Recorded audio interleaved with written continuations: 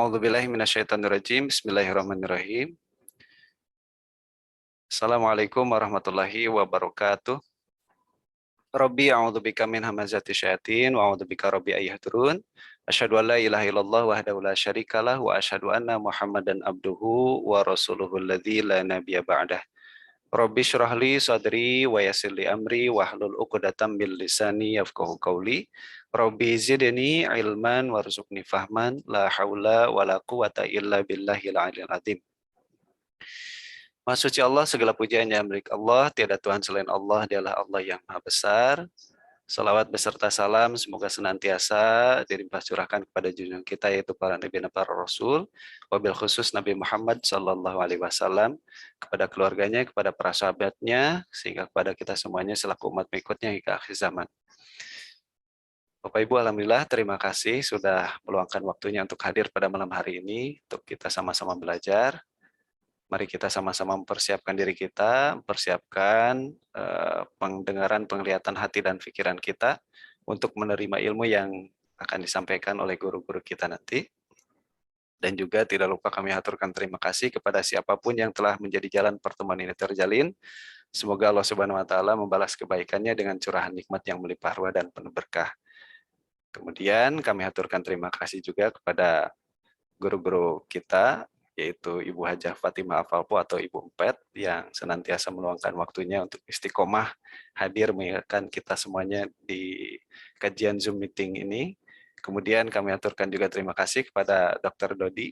Alhamdulillah sudah menyempatkan, sudah meluangkan waktunya untuk hadir juga mengisi acara di malam hari ini untuk menyampaikan materinya. Alhamdulillah, terima kasih Pak Dokter. Hatur nuhun. Baik Bapak Ibu, tanpa berlama, mari kita seperti biasa simak apa yang akan disampaikan oleh guru kita. Namun sebelumnya Bapak Ibu mohon kesediaannya untuk mendoakan siapapun yang pada malam hari ini sedang sakit, wabil khusus putrinya Ibu Eli, betul Bu? Yang sekarang sedang dirawat di rumah sakit, mohon doanya semoga Allah Subhanahu wa taala mengkaruniakan kesembuhan sebagaimana sedia kala. Dan juga seperti biasa, mari kita sama-sama mendoakan kedua orang tua kita, saudara-saudara kita, guru-guru kita, baik yang masih hadir di dunia ini ataupun sudah meninggalkan kita. Mari kita sama-sama berdoa dan juga semoga kegiatan ini dikaruniakan kelancaran oleh Allah Subhanahu wa taala. Sebelumnya kita berdoa di dalam hati kita masing-masing. Mari kita tundukkan hati kita untuk berdoa fi barakatil Quran. Al-Fatihah.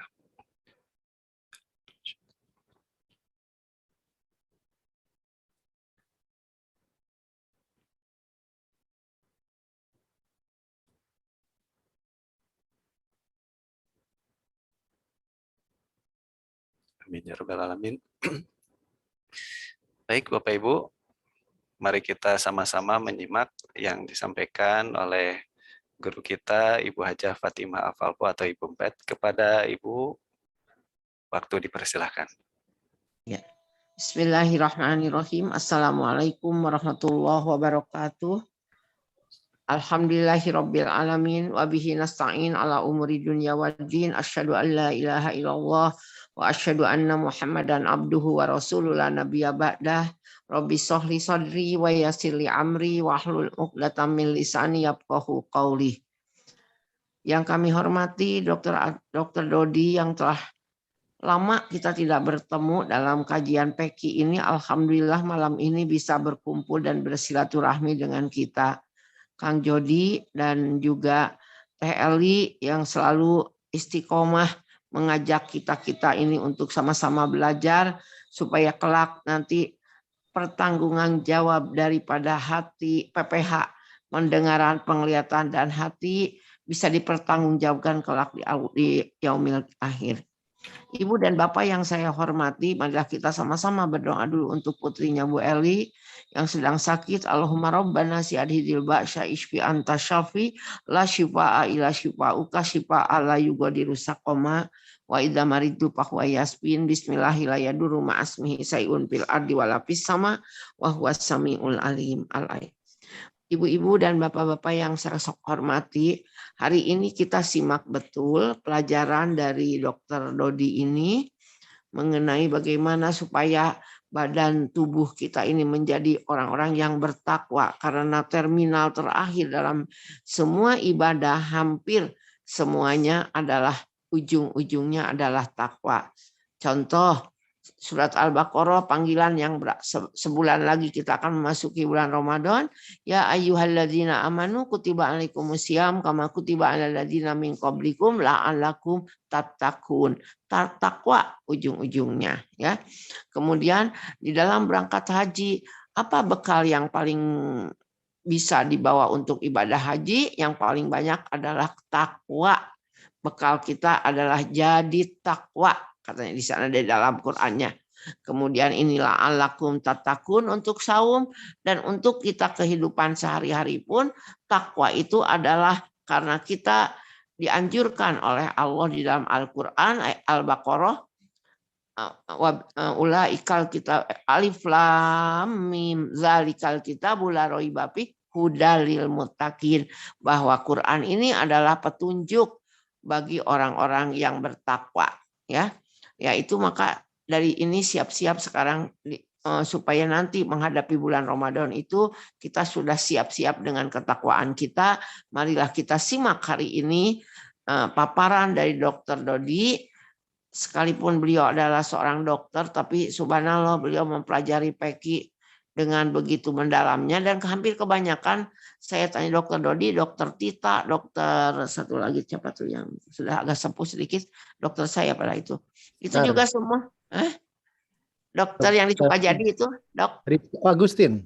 Oh ya dokter Agustin, iya dokter Agustin, dokter Tita itu belajar PEKI semuanya, dan aduh pintar-pintar lah. Saya sih tidak bisa, saya mah hanya ngedengerin aja. Nah, jadi alhamdulillah dengan ini apa bisa digali semua dari Al-Qur'an, dan ilmu-ilmunya itu semua sudah ada di dalam Al-Qur'an.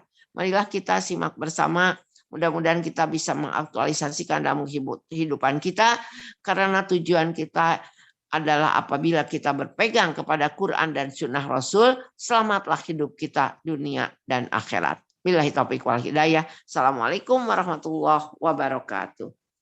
Waalaikumsalam warahmatullahi wabarakatuh. Alhamdulillah, terima kasih Bung Pet atas tausiahnya yang senantiasa mengingatkan kita semua. Dan terima kasih juga Bung Pet senantiasa istiqomah selalu hadir di kajian Zoom meeting Tasik ini. Semoga Ibu senantiasa dikaruniakan kesehatan dan amin, amin. Terima kasih Jody. Amin ya rabbal alamin. Baik, Bapak Ibu, kita sekarang menuju ke acara selanjutnya, yaitu materi yang akan disampaikan oleh guru kita, Bapak Dr. Dodi Suhardi. Beliau adalah seorang dokter, namun alhamdulillah tidak hanya keilmuan kedokteran saja yang beliau kuasai, namun keilmuan Quran juga. Alhamdulillah, beliau sudah banyak sekali belajar dan insya Allah akan berbagi kepada kita semuanya pada malam hari ini. Materi yang akan disampaikan beliau yaitu tentang tubuh yang takwa. Bagaimana materi yang akan beliau sampaikan? Mari kita sama-sama simak bersama. Kepada Bapak Dr. Dodi, waktu dipersilahkan. A'udzubika min hamazati sayatin wa a'udzubika rabbi ayadurun. Bismillahirrahmanirrahim. Rabbi shrahli sadri wa yassirli amri wahlul 'uqdatam min lisani yafqahu qawli. Assalamualaikum warahmatullahi wabarakatuh. Ini saya langsung deg-degan melihat gambar-gambar yang hadir di sini. Seriusan. Aduh. Kalau nggak deg-degan, Pak Dokter sudah berarti. Deg-degan banget ini sudah. Aduh. Karena sambil saya mulai share screen Kang Yudi ya. Siap, mangga Pak Dokter. Pertama ini apa namanya ya? Materi yang tidak sederhana. Jadi permintaan di awal kalau Kang Yodi ingat, saya terus terang kebingungan dalam pengertian materi yang sedemikian luas mau diterangkan seperti apa gitu. Itu intinya. Karena bicara tubuh sebetulnya bicara ilmu kedokteran. Jadi secara total ilmu kedokteran yang mahasiswa kedokteran saja belajarnya 6 tahun gitu ya. Sementara saya mendeliver itu dalam waktu ya 1-2 jam ini. Jadi meringkasnya sungguh bingung. Belum lagi kalau bicara yang spesifik gitu. Karena yang spesifik itu kalau di kedokteran berarti dia masuk spesialis, dan yang lebih spesifik lagi juga ada subspesialis nantinya. Jadi sudahlah spesifiknya lagi dan sangat spesifik. Nah ini masalah ini yang membuat terus terang agak berat ini. Tapi kita bicara santai saja. Mudah-mudahan sahabat-sahabat semua bisa mengambil intisari dari pembicaraan ini. Karena ini sekedar disclaimer dulu di awal. Saya mencoba membawanya seringan mungkin karena kalau bicara kesehatan terlalu banyak istilah yang membingungkan gitu. Itu yang nanti kalau ada itu tinggal ditanya aja Bapak-bapak Ibu sekalian. Baiklah, kita mulai bahwa bicara tubuh, bicara sesuatu yang luar biasa sebetulnya. Nanti kita lihat. Seperti biasa kalau Peki kan kita bermain-main ayat Al-Quran yang dasar-dasar dulu deh, yang mengantarkan gitu ya.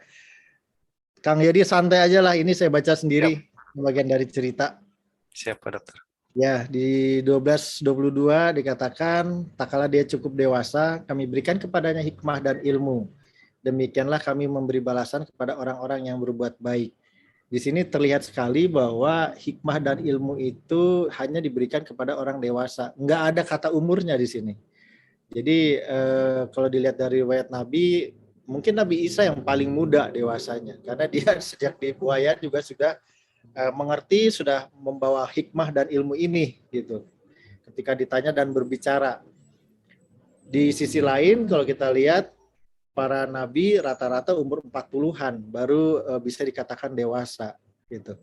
Jadi memang berbicara hikmah dan ilmu tidak mengenal umur. Yang jelas kemauan kita menerima dengan lapang dada, tidak ada kesempitan di dalam dada. Itu syarat ininya mungkin, syarat utamanya. Dan ya lanjutannya di Al-Baqarah 269, Allah menganugerahkan al-hikmah tersebut, kemampuan yang dalam tentang Al-Quran dan As-Sunnah kepada siapa yang dikehendakinya. Dan barang siapa yang dianugerahi hikmah, ia benar-benar telah dianugerahi karunia yang banyak. Dan hanya orang-orang berakal yang dapat mengambil pelajaran. Jadi syarat untuk mendapatkan hikmah sebetulnya bukan hanya ridho dari Allah, tapi sebetulnya ditulis di sini, menggunakan akal.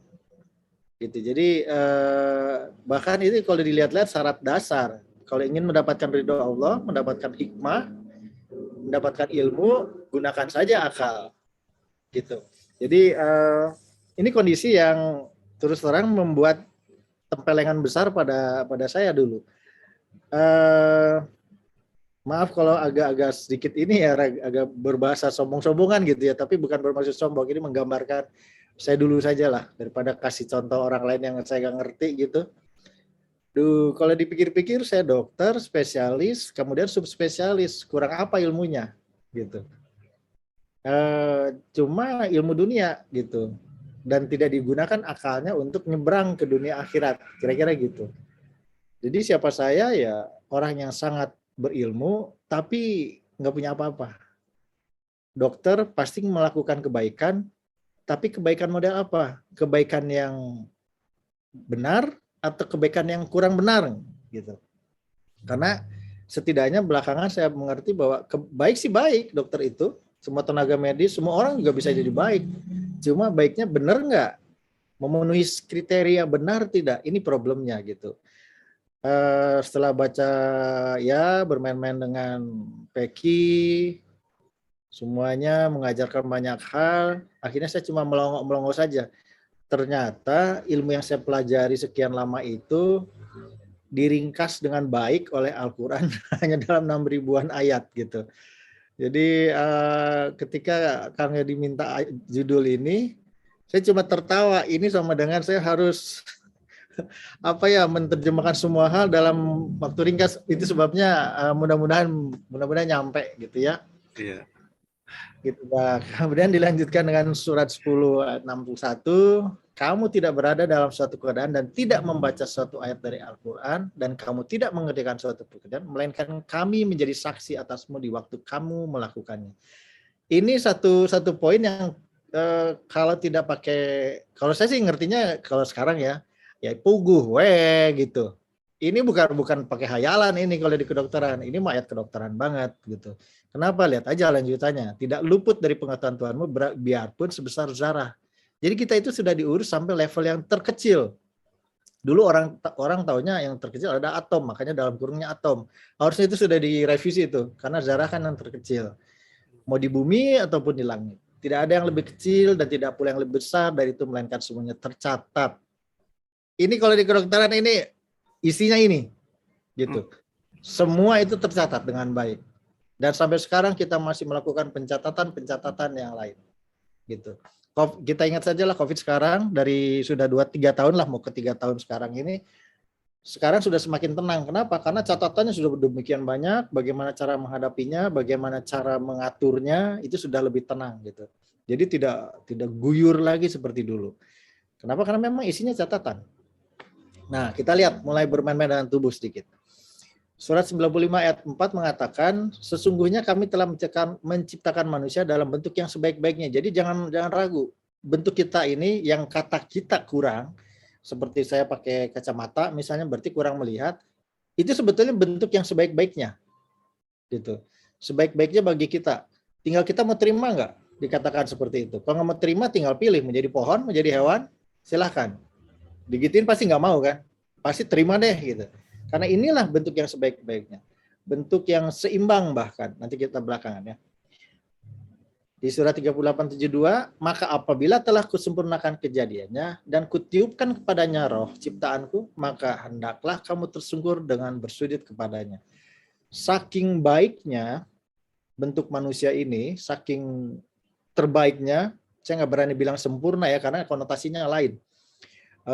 Terbaik yang jelas sampai malaikat pun atau jin pun disuruh bersujud. Jadi makhluk yang paling sempurna, edisi terakhir dari ciptaan Allah itu ya manusia. Mengumpulkan semua kurang lebih kalau bahasa kita, apa yang Allah tahu dengan apapun itu dikumpulkan, dijadikan satu di dalam tubuh kita gitu. Di kurang baik apa lagi? Kok bisa bilang begitu? Nanti kita lihat. Surat 32 ayat 7, yang membuat segala sesuatu yang dia ciptakan sebaik-baiknya dan yang memulai penciptaan manusia dari tanah. Kalau dipikir-pikir memang harus dari tanah manusia. Kalau mau menjadi makhluk terbaik, harus dari tanah ciptaannya. Kenapa? Nanti kita lihat. 23 ayat 12, dan sesungguhnya kami telah menciptakan dari suatu saripati berasal dari tanah. Jadi boleh kita bilang mani, ovum, tapi tetap pengertiannya berasal dari tanah gitu. Kenapa? Itu tadi kita lihat belakangan. 80, surat 82 6 sampai 9, hai manusia, apakah yang telah memperdayakan kamu terhadap Tuhanmu yang Maha Pemurah? Problemnya itu kita suka nggak mau tahu. Yang telah menciptakan kamu lalu menyempurnakan kejadiannya dan menjadikan susunan tubuhmu seimbang. Jadi bayangkan sudah sempurna, seimbang pula. Problemnya apa yang telah memperdayakan kamu gitu. Dalam bentuk apa saja yang dia kehendaki, dia menyusun tubuhmu gitu. Jadi apa yang telah memperdayakan kamu, balik lagi ke sana. Kenapa? Karena kita bukan hanya durhaka, bahkan kamu mendustakan hari pembalasan. Di sini ada kata kunci sedikit. Kita itu bukan hanya durhaka, tapi memang mendustakan hari pembalasan. Ini agak cukup beberapa kali diulang kalimat-kalimat yang mirip seperti ini. Jadi ujung-ujungnya kita ini, kalau saya ringkas sedikit, apapun yang kita lakukan, hanya 2 poin yang kita harus ingat. 1, mengakui Allah. Ini di 6-8 terlihat dengan jelas. Sampai 9-nya juga bagian pertamanya, dan bagian kedua hari pembalasan gitu. Jadi dua kata kunci yang hampir selalu berulang-ulang kalau kita sudah membicarakan hal-hal seperti ini. Kemudian kalau kita lihat di Al-Mukminun surah ayat 12, dan sesungguhnya kami telah menciptakan manusia dari suatu saripati, dari tanah yang tadi, kemudian kami jadikan saripati itu air mani yang disimpan dalam tempat yang kokoh atau rahim. Ini biasa kita dengar ya, di asajah. Kemudian dia menyempurnakan meniupkan ke dalamnya roh. Ketika bentuk kita sudah sempurna, roh dimasukkan. Jadi memang ada, kalau di ayat lain nanti digunakan kira-kira kita roh kita itu ditiupkan pada bulan keempat, bukan setelah 4 bulan, tapi bulan keempat, setelah bulan ketiga. Dan dia menjadikan bagi kamu pendengaran, penglihatan, dan hati, tetapi kamu sedikit sekali bersyukur, gitu ya. Di kata kunci yang awal ini dari surat 95 ayat 4, sesungguhnya kami telah menciptakan manusia dalam bentuk yang sebaik-baiknya. Masalahnya kita suka nggak sadar. Ini poin pertama dari pembicaraan kita hari ini. Dan kemudian sesungguhnya kami telah menempatkan kamu sekalian di muka bumi dan kami adakan bagimu di muka bumi sumber penghidupan.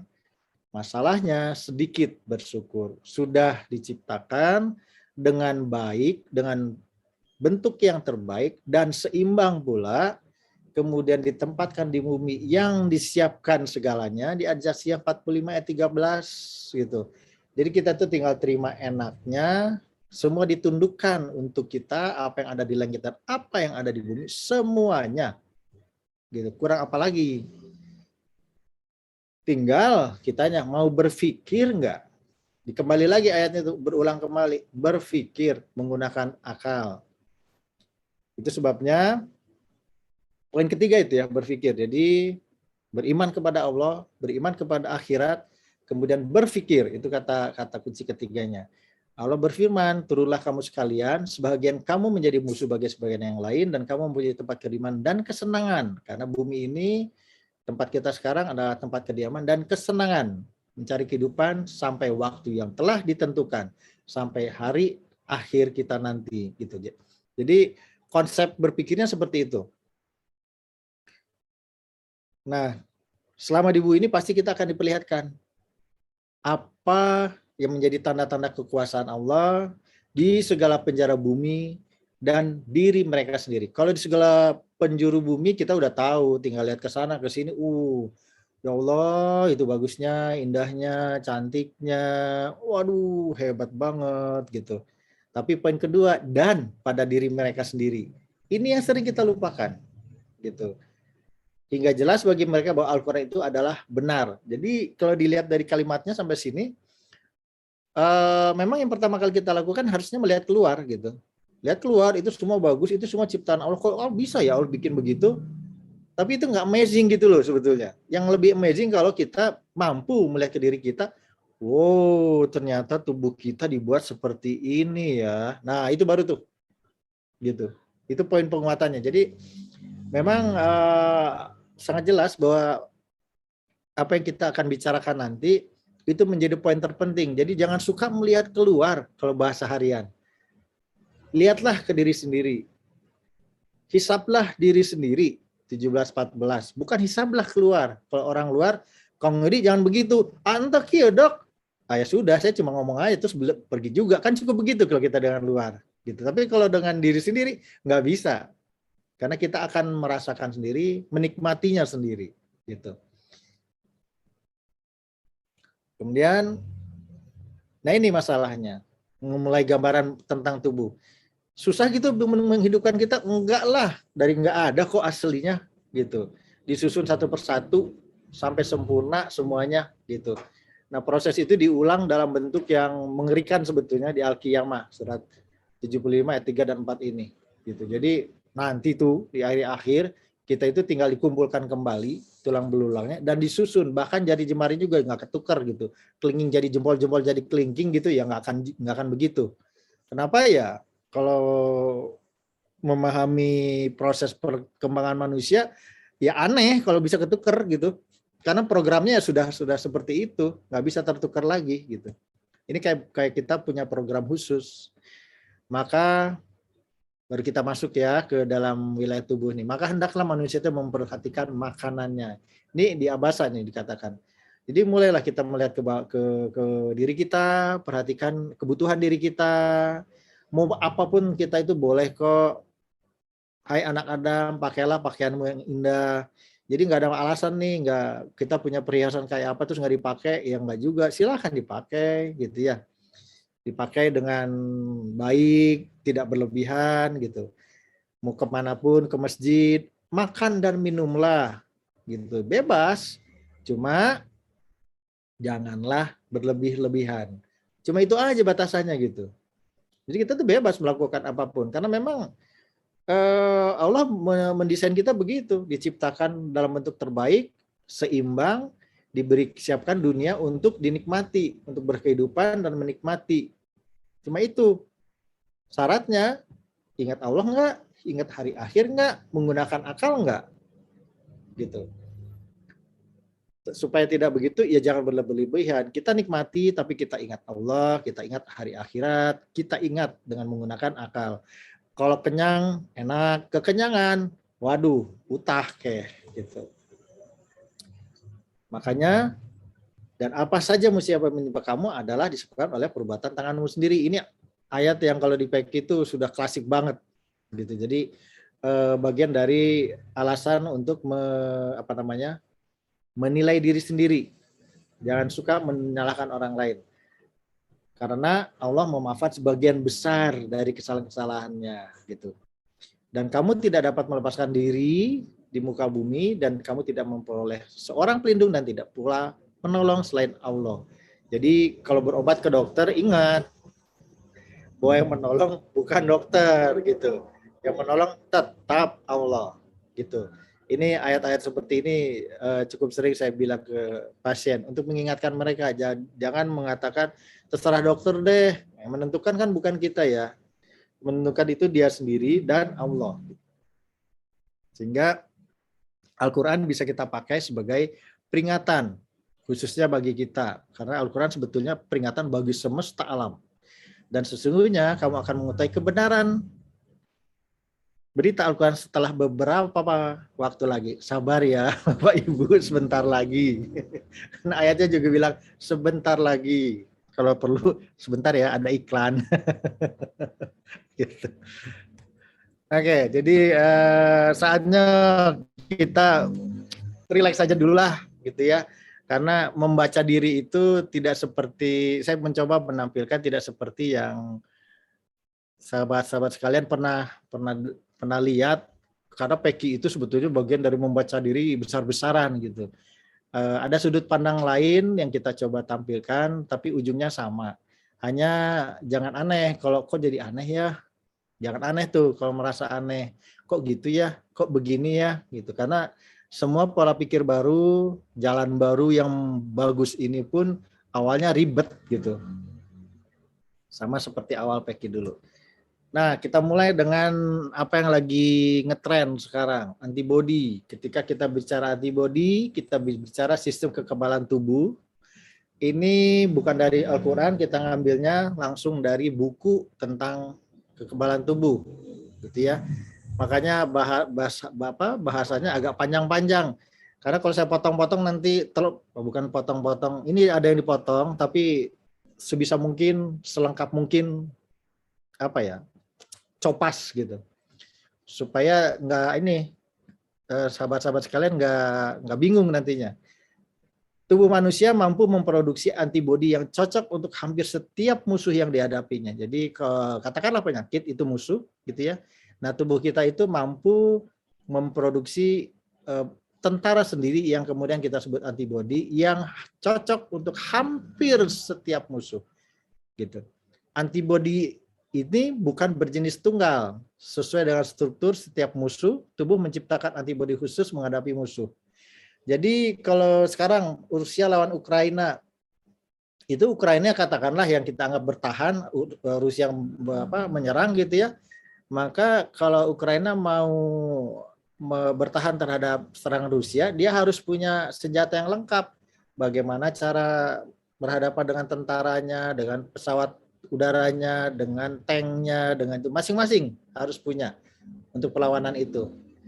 Cuma masalahnya kalau kita lihat jumlah penyakit itu, jumlah bakteri, virus, jamur itu, waduh, banyak banget. Itu baru yang kategori makhluk hidup. Belum lagi misalnya urusan alergi. Alergi itu entah apa-apa nanti jadi alergi itu. Gitu. Jadi begitu banyak yang harus disiapkan tentaranya.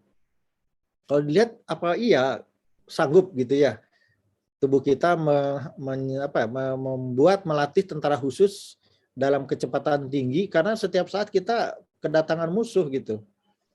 Baru keluar rumah lewat orang COVID tipe A, orang kedua lewat COVID tipe B. Karena beda-beda itu, COVID tipe A, tipe B, Delta, Gamma, sekarang Omikron itu beda-beda. Makanya kita sakit lagi gitu.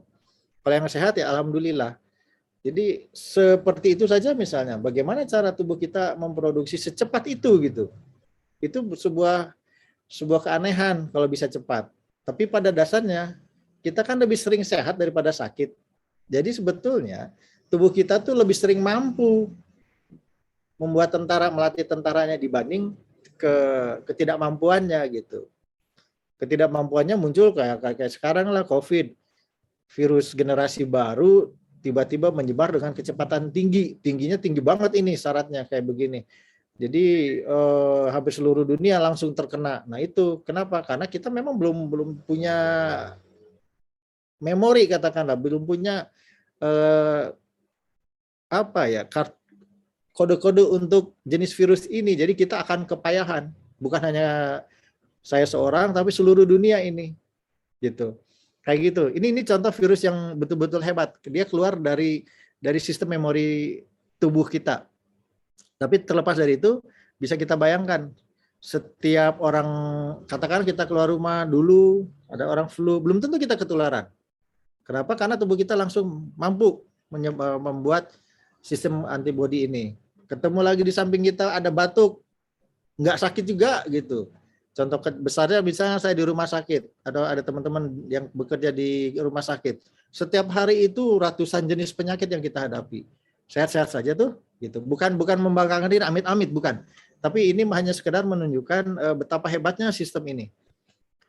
Jadi kalau kita sesuaikan gitu ya, kalau pakai cocokologi bolehlah gitu. Kalau ada yang mengatakan cocokologi, kita lihat ke surat 36. Maha suci Tuhan yang telah menciptakan pasangan-pasangan semuanya, baik dari apa yang ditumbuhkan oleh bumi dan dari diri mereka sendiri, maupun dari apa yang mereka tidak ketahui. Yang kita suka lihat adalah yang pertama, dari apa yang ditumbuhkan oleh bumi. Jadi kalau tumbuhan ada laki perempuan, manusia laki perempuan, siang malam, di situnya.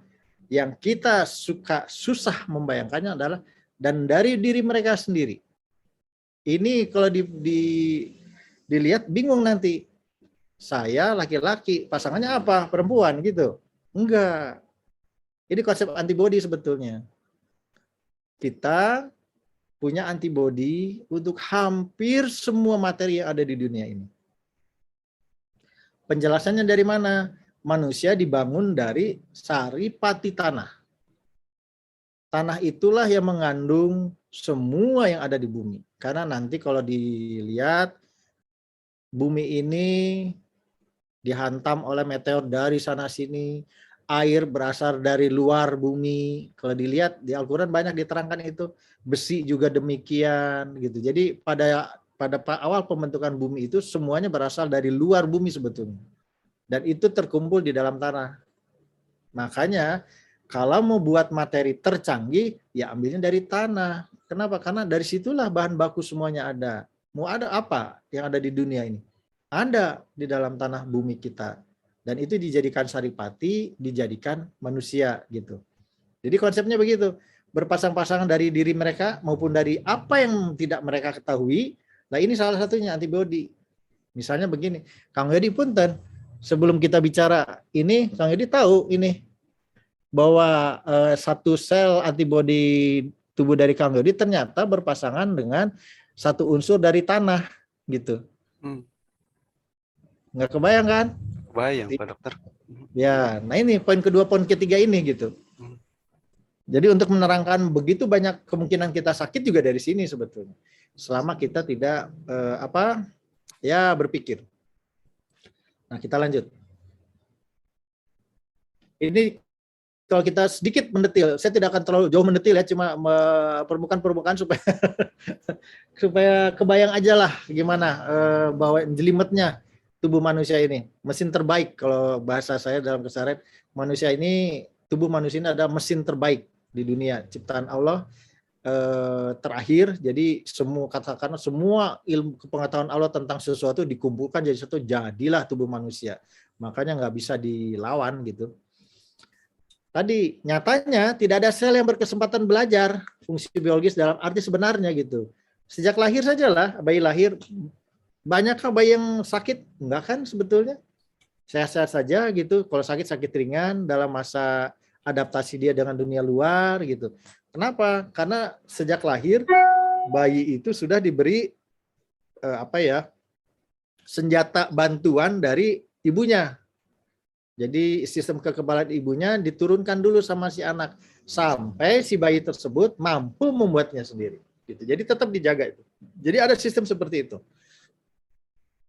Mereka tidak berkesempatan mengembangkan keterampilan itu selama masih hidupnya. Iya, karena kapan kita menyuruh antibodi A, tolong dong itu dipelajari tuh. Nggak mungkin juga kita mikirnya gitu. Gimana mau berpikir begitu banyak bakteri, virus, nggak akan kepikiran. Kalau demikian halnya adalah suatu keniscayaan bahwa sistem yang ada di dalam sel pastilah sudah siap dan lengkap sejak awal kehidupan. Ini pola pikirnya. Dan ini bukan pola pikir Al-Quran, kalimatnya langsung dari buku tersebut. Jadi ya buku yang dikarang bukan juga orang-orang Islam dalam tanda petik ya. Ini hasil dari olah akal. Sel-sel itu juga tidak mempunyai keterampilan untuk mempelajari kombinasi kuncinya, gitu. Jadi begitu banyak kunci, gimana cara belajarnya, gitu. Tidak pula ia punya waktu untuk mempelajarinya karena hal itu akan menyebabkan kegagalan. Kenapa? Misalnya begini, Kang Yodi, saya mau kasih COVID-19 tipe gamma ya sama Kang Yodi, cos, kasih aja. Kang Yodi tahu kan itu? Kang Yodi terus belajar, tar, saya pelajari dulu ya. Padahal itu sudah masuk ke dalam kita loh, gamma itu. Iya. Gimana mau berhasil, kita yang ada sakit, kira-kira gitu ya. Jadi kecolongan, padahal udah dikasih tahu kan. Iya, Jadi betul. ya cos gitu. Itu jadi nggak mungkin gitu ada proses itu. Jadi harus proses yang memang sudah jadi. Makanya kemudian dari pola pikir itu kita lihat sistem pertahanan tubuh manusia pada dasarnya bermacam-macam gitu. Ada yang kita sebut spesifik, ada yang tidak spesifik. Nanti terbagi-bagi lagi. Tapi pada dasarnya dia harus sangat adaptif, sangat mudah menyesuaikan diri dalam banyak hal. Secara garis besar, yang tidak spesifik itu kita bagi menjadi eksternal dan internal. Bicara eksternal, kita lihat aja kulit. Kita kena baygon gitu kan, jelas racun, tinggal dicuci bersih gitu ya. Itu pertahanan spesifik. Pertahanan yang tidak spesifik. Jadi dia mempertahankan kita dari apapun gitu. Sebisa mungkin. Kemudian yang internal ada yang disebut fagositosis lah, kemudian reaksi peradangan.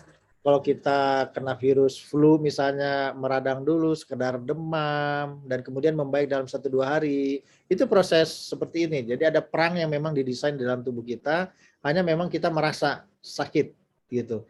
Yang sifatnya internal. Ada lagi nanti yang lebih spesifik. Ya seperti sekarang nih dengan COVID, karena dia sangat cepat berubah, maka diperlukan imunisasi, vaksinasi. Kenapa? Dikasih cetakan dasar vaksinasi itu. Terus bisa nggak sakit? Tetap aja sakit. Kenapa? Karena bukan virusnya memang yang dikasih, itu cetakan dasar doang.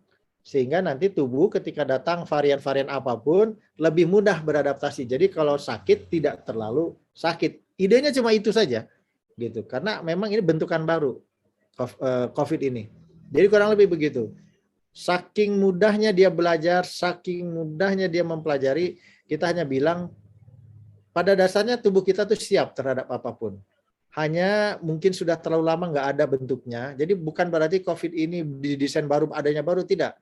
Tapi ini virus yang memang tidak biasa hidup di manusia. Makanya kalau kita lihat dia berasal dari kelelawar lah, babi lah, segala macam itu. Memang dia biasanya ada di hewan. kemudian beralih ke manusia. Kita tahu ini ada, cuma tidak familiar saja karena tidak biasa kita berhadapan dengan ini. Gitu. Jadi diperlukan waktu untuk belajar secara baik. Dan itu biasanya makan waktu 3 tahun. Makanya kalau suka baca medsos sekarang, pandemi ini kira-kira 3 tahun lah. Gitu. Itu bahkan kesananya sudah bisa diukur. Nah kalau kita lihat ke ayatnya, surat 9, ayat 112, maka sifat-sifat sistem kekebalan tubuh kita ini sebetulnya sama nih dengan mereka itu adalah orang-orang yang bertaubat, yang beribadat, yang memuji, yang melawat kukurilingan, yang ruku, yang sujud, yang menyuruh berbuat ma'ruf. Kalau kita kotor, dia ingatkan gitu ya, yang ringan-ringan dulu. Jadi makanya kalau sakit tuh biasanya ringan-ringan dulu gitu. Yang menyuruh berbuat ma'ruf dan mencegah berbuat mungkar dan yang memelihara hukum-hukum Allah. Hukumnya sudah begitu. Kalau A ya A, B ya B, jangan dilewat-lewatin gitu. Jangan suka di acleng-aclengkeun, dilangkah-langkahin gitu. Dan kalau kita mengikuti itu semua, nggak akan deh kita sakit. Gembirakanlah orang-orang yang mukmin itu gitu. Siapa? Di 13:20 deh. Yaitu orang yang memenuhi janji Allah dan tidak merusak perjanjiannya. Pada dasarnya itu kan orang mukmin. Kemudian, dan orang-orang yang menghubungkan apa yang Allah perintahkan supaya dihubungkan, dan mereka takut kepada Tuhannya dan takut kepada hisab yang buruk. Jadi sakit itu awal dari menyatakan sesuatu bahwa kita telah melakukan sesuatu yang agak-agak salah lah, setidaknya begitu. Jadi harus cepat diperbaiki. Apa itu? Nggak tahu, karena masing-masing. Karena kita membuat perjanjian sendiri-sendiri. 7172 itu kan artinya Kang Edi, kan dia sebelum lahir tuh, Allah tuh bang, mau lahir, mau dong. Yuk, bapak siapa, ibu siapa, mau lahir di mana, mati kapan, rezekinya gimana, menjadi apa, sakitnya apa? Emang nggak ditanya, ditanya. Menjelaskannya gampang pakai ini, pakai genetika gitu. Jadi itu semua di nasib kita ada semua tertulis di genetika gitu. Termasuk sakit ya, Pak Dokter? Masuk. Jadi Kang Edi itu bisa jadi apa namanya? Oke, kalau begitu kamu melakukan kesalahan tipe A, kamu akan sakit ini ya, gitu. Nanti kita lihat. Gitu. Kalau tipe B, kamu ini ya sakitnya ya, gitu. Kan sebetulnya spesifik dan bagi masing-masing orang berbeda sebetulnya. Jadi jangan suka menyempertikan gitu. Karena yang harus dibaca adalah ke kita. Kalau kita mengatakan sakit sebagai katakanlah hukuman, tapi lebih sering sakit itu sebagai peringatan sih sebetulnya, warning. Jangan keterusan tuh 9112. Awas, jangan keterusan. Berhenti. Tenang dulu. Hati-hati. Sebetulnya sakit lebih ke arah sana. Nah, ini bagian puyengnya supaya ngelihat juga lah bahwa mudahnya dia beradaptasi. Di gambar yang pertama di atas ini ada virus, ada sistem kita, semuanya ada. Sistem ini dikenali dengan baik gitu. Jadi tinggal dihadapi. Atau itu mau pakai apa ya, racun lawan racun gitu istilahnya, atau si bakterinya dimakan, gambar yang kedua di bawah ini dimakan saja begitu, atau dibolong-bolongin aja, tergantung sistem apa yang berkaitan dengan dia. Tapi kalau kita lihat mekanismenya itu sebetulnya rumit banget, tidak sederhana. Harus ada pengenalan dulu. Oh, kamu berasal dari daerah A, kulit kamu begini, inti kamu begini, cairan dalam tubuh kamu begini. Kalau begitu saya akan lakukan perlawanan dengan, nah gitu sebetulnya. Sangat spesifik bicaranya. Nggak bicara ini ya, nggak bicara umum dia. Awalnya umum, dikenal, oh kamu bakteri, kamu virus, kamu jamur. Kalau bakteri, oh kamu tipe kokus, kamu tipe ini, kamu tipe, gitu, terus detil, tapi dalam kecepatan tinggi itu semuanya. Jadi mengutip dari surat 35 ayat 5, hai manusia, sesungguhnya janji Allah adalah benar. Gitu ya. Maka sekali-sekali janganlah kehidupan dunia memperdayakan kamu, dan jangan sekali-sekali janganlah setan yang pandai menipu memperdayakan kamu tentang Tuhan. Jadi di sini masalahnya. Di sini fungsi akal tadi yang harus kita pakai. Betulkah apa yang kita lakukan ini sudah benar? Gitu. Bukan sekedar baik. Ya, kembali lagi ke dalam, kalau tadi di awal saya hanya mengatakan, saya sebagai dokter, kurang lebih kalau bertanya sama teman-teman, ada yang berani mengatakan dokter itu kerjaannya nggak baik gitu. Kan pasti baik dokter itu. Cuma masalahnya udah benar belum? Gitu aja. Dan ini sebetulnya berlaku untuk semua hal. Jadi kalau kita ingin meningkatkan bahasa itunya Maya, pendapatan kita, ujung-ujungnya pendapatan kita sih, bukan pendapatan dalam artian material, imaterial banyaknya. Bagaimana Allah memberikan rahmatnya kepada kita gitu. Maka kita harus menemani baiknya pekerjaan kita, tindakan kita dengan benarnya juga gitu. Sama dengan ketika berbicara halal, bukan sekedar halal, tapi ada toyibnya di dalamnya. Gitu. Jadi ada sesuatu yang bisa melebihkan dari sekedar standar. Itulah orang bertakwa, selalu melebihi standar yang sering dikatakan. Nah, dari awal kita bicara perjanjian. Jadi perjanjiannya apa sebetulnya? Tadi sebetulnya sudah dibahas sedikit. Kita lihat ke 172. Ingatlah ketika Tuhan mau mengeluarkan keturunan anak Adam dari sulbi mereka dan Allah mengambil kesaksian terhadap jiwa mereka. Kang Yudi, dia. Aku Tuhanmu kan? Ya. Dan kami menjadi saksi. Kang Yudi duaan. Kang Yudi dengan Allah. Duaan da etamah gitu. Kami lakukan yang begitu agar di hari kiamat nantinya tidak mengatakan sesungguhnya kami adalah orang-orang yang lengah terhadap ini gitu. Jadi ini sangat spesifik dikatakan seperti ini karena turunan dari beriman kepada Allah itu sebetulnya semua iman-iman itu gitu. Kalau dirangkum mau iman kepada apapun itu kan awalnya harus dari iman kepada Allah gitu. Atau 173-nya agar kamu tidak mengatakan sesungguhnya orang-orang tua kami telah mempersekutukan. Jadi kita makan pipi luan gitu ya, itu nggak boleh. Dan orang tua kita dulu begitu, nggak ada cerita lo ya lo gitu kan. Karena dia yang diangkat, yang diambil sumpahnya juga kita gitu. Nggak ada dengan orang tua waktu itu. Sedang kami ini ada anak-anak keturunan yang datang sudah. Karesep kita sekarang menyalahkan orang tua, nggak ada cerita itu gitu. Nah, ini dalam panjangannya keterangannya ke surat 3 ayat 77. Ketika kita suka menukar janji dengan Allah dan sumpah-sumpah mereka dengan harga yang sedikit, mereka itu tidak mendapat bahagian atau pahala di akhirat gitu.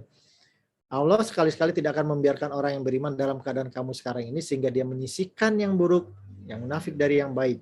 Nah, di sini sebetulnya salah satu fungsi sakit, membuat kita ingat. Oke, kemarin ada kesalahan kecil nih, jangan diperbesar gitu. Mau, kan sudah baik, iya baik, tapi kalau sampai sakit berarti ada yang mengganggu sistem kita gitu. Ada yang tidak nyaman bagi sistem di tubuh kita yang bisa dikatakan manusia-manusia atau orang-orang yang memang taat pada aturannya. Kalau sudah A ya A sistemnya, itu dilanggar entah karena banyak makan. Kambing cukup 1 kilo, hari ini mas 1 ekor dimakan gitu kira-kira. Nasi cukup 1 piring, hari ini 1 tolombong gitu tak. Gitu-gitu sebetulnya. Cuma kan kenapa kalau kita lihat kenapa makan kambing jadi 1 ekor, udah hawak atuh kan gitu. Kenapa makan nasi 1 tolombong udah lapar, teng-tengen. Padahal kan lapar enggak juga kayak gitu kali gitu ya. Jadi itu terjemahan-terjemahan sampingannya sebetulnya. Cuma kita lebih suka lihat di sana. Maka kami lakukan terhadap mereka beberapa tindakan disebabkan mereka melanggar perjanjian itu gitu. Ya udah. Sakit aja. Alhamdulillah kalau sakitnya ringan, diberi kesempatan. Diteringat cerita Nabi Sulaiman, dia didudukan ketika dia begitu bangganya terhadap kuda-kudanya itu. Wih, kuda gue bagus-bagus. Terus dilemahkan dia, didudukan di kursi. Dan ketika disembuhkan, dia bertaubat. Dan memang harus begitu. Dari kesalahan yang kecil sekalipun, kalau dalam cerita nabinya dibuat seperti itu. Tapi dalam kesalahan kita agak sukar menerima itu. Kan saya bukan orang kaya. Terus kenapa juga bangga-banggakan diri? Membanggakan diri itu bukan hanya karena kita kaya. Yang kaya sih contohnya Nabi Sulaiman atau Korun gitu ya dalam ekstrimnya. Yang bangga dengan kekuasaannya ya Fir'aun. Yang bangga dengan kepintarannya, ya Haman. Kan gitu-gitu juga. Banyak contoh yang lainnya. Tetapi karena mereka melanggar janjinya, kami kutuk mereka ya. Alhamdulillah kalau kita sampai nggak dikutuk gitu ya. Dan kami jadikan hati mereka keras membatu. Amit-amit. Mereka suka merubah perkataan Allah dari tempat-tempatnya dan mereka sengaja melupakan sebagian, sudah mah merubah dilupakan pula. Nah ini yang kadang-kadang kita nggak sadar. Karena terus terang belajar PK ini malah menakutkan sih bagi saya. Di satu sisi saya jadi tahu apa yang benar, yang dulu saya sudah perbuat baik, saya atur kembali jadi baik dan benar sekarang. Tapi di sisi lain jadi menakutkan sebetulnya. Kenapa? Karena kita tahu yang harusnya seperti apa. Jadi maaf, orang-orang PK mah lebih mudah sakit kata saya mah gitu. Kenapa? Udah tahu yang benernya kayak apa. Dilanggar we hayo gitu. Udah tahu harus A, dijadikan A minus gitu ta. Tapi dah masyarakatnya maunya begitu. Tak eta tadi kan, walaupun orang-orang tua itu yang sangat dekat juga ya nggak boleh gitu kan, sebegitunya. Ya, Nabi Ibrahim lah gitu. Tapi ya susah. Kondisi kita apalagi orang Sunda, kamu orang Tasik ini ke grup Tasik, udahlah. Punten dan saya juga Tasik. Melihat grup ini jadi ikutan orang ini di dalam grup ini lumayan. Pulang kampung. Gitu. Aduh. Jadi pokoknya bahaya buat belajar Quran mah. Jadi kadang-kadang suka berpikir mendingan gak belajar Quran deh. Nah, yang harus kita sadari sesungguhnya kita itu sudah diberikan surga. Di surat 9 ayat 111. Sesungguhnya Allah telah membeli dari orang-orang mukmin diri dan harta mereka dan memberikan surga untuk mereka. Jadi sebetulnya kalau kita merasa diri mukmin saja, nggak usah sampai bertakwa. Kalau bertakwa dapat gratisan 1963. Tapi asal mukmin saja kita sudah dikasih surga. Cuma masalahnya kenapa kita suka tidak mendapatkan surga? Ya karena kita belum mukmin, gitu aja. Mereka itu adalah orang yang bertaubat, yang tadi kita sudah dilengkapi dengan perangkat ini, perangkat surganya sudah. Nah, orang tugas kita cuma menikmati dunia kok, enak-enakan di dunia. Nah ini maunya sakit, gitu. Kira-kira gitu. Kenapa? Ya kita ada beberapa hal yang tidak sesuai dengan keinginan Allah. Maunya A, karena hukum pertama adalah beriman kepada Allah. Udah. Kita suka nggak percayaan sih. Dok, minta obat dong. Itu aja sudah kalau dilihat-lihat ya, udah kafir dah. Gitu. Terserah dokter deh, yang penting obatnya bagus. Dok, boleh nggak obatnya nggak pakai BPJS, yang bagus-bagus dong gitu. Apa bedanya ya? Kalau saya sendiri minum obat pakai BPJS, udah sama-sama wae atuh gitu. Itu contoh-contoh gitu, adanya keakuan, kesayaan di dalam diri. Kira-kira gitu. Itu yang harus kita hapus sebetulnya. Jadi tugas kita memenuhi janji. Orang kita sudah taken kontrak kok semuanya 13-19. Adakah orang yang mengetahui bahwasanya apa yang diturunkan kepadamu dari Tuhan itu benar-benar benar sama dengan orang yang buta? Jadi kita mah sudah dikasih, mau dilihat enggak itu, mau diperhatikan enggak, mau dipakai akalnya enggak gitu untuk melihat itu, untuk menikmati dunia ini dengan baik dan benar. Sekarang berpikirnya begitu. Bukan menikmati dengan baik lagi, tapi menikmati dengan baik dan benar. Sebetulnya orang yang memenuhi janji Allah dan tidak merusak perjanjian. Mau nggak kita masuk ke sini? Orang-orang yang menghubungkan apa yang Allah perintahkan supaya dihubungkan dan mereka takut kepada Tuhan dan takut kepada hisab yang buruk. Mumpung belum dihisab kita masih diperkenankan menghisab diri sendiri. 17-14 gitu. Jadi hisab kita bisa lebih baik.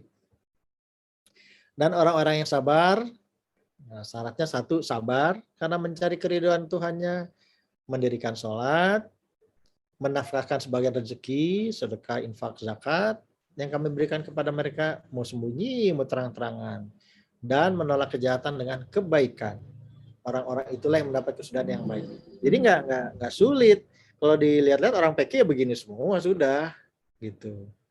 Terus kenapa masih ada yang nggak nyaman badannya? Ya itu tadi masih ada yang ya disadari atau tidak lah. Tapi memang tugas kita di situ kan. Jadi kalau kita mau main salah-salah ya jangan salahkan orang lain, salah kita sendiri. Udah diulang-ulang. Bagi manusia dalam bermacam-macam perumpamaan, tapi berbantahan terus gitu. Telah dibuat perumpamaan, maka dengarkanlah olehmu perumpamaan itu. Sesungguhnya segala yang kamu suruh selain Allah, sekali-sekali tidak dapat menciptakan seekor lalat pun. Terserah dokter aja deh, obatnya mau diapain, saya mau diapain, ya nggak bisa gitu. Dan sesungguhnya telah kami buat dalam Al-Quran segala macam perumpamaan untuk manusia. Jadi sudah, tinggal baca Quran aja. Hanya kita mau mengumpamakannya seperti apa gitu. Jangan sampai seperti orang kafir kan, kamu tidak lain hanyalah orang-orang yang membuat kepalsuan belaka.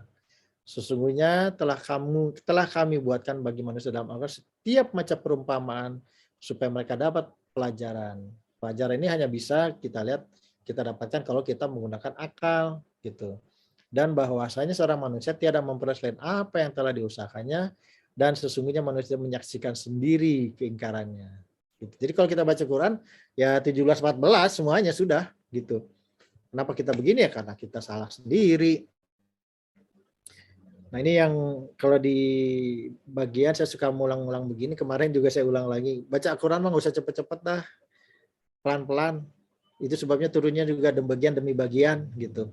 Supaya kita bisa mengerti. Kalau terlalu loncat sana loncat sini, agak supa, bukan agak lagi, pasti nggak mengerti gitu. Nah sekarang agak lebih detail lagi kita lihat. Tadi pengantar sedikit. Pengantar sedikit dan pengantar dua dikit. Nah, kita masuk ke DNA. Mudah-mudahan Bapak-bapak, sahabat-sahabat semua bisa mengerti sedikit ya. Gambar ini sebetulnya hanya ingin mengatakan ketika kita berbicara Al-Quran, kita membaginya menjadi dua jenis ayat.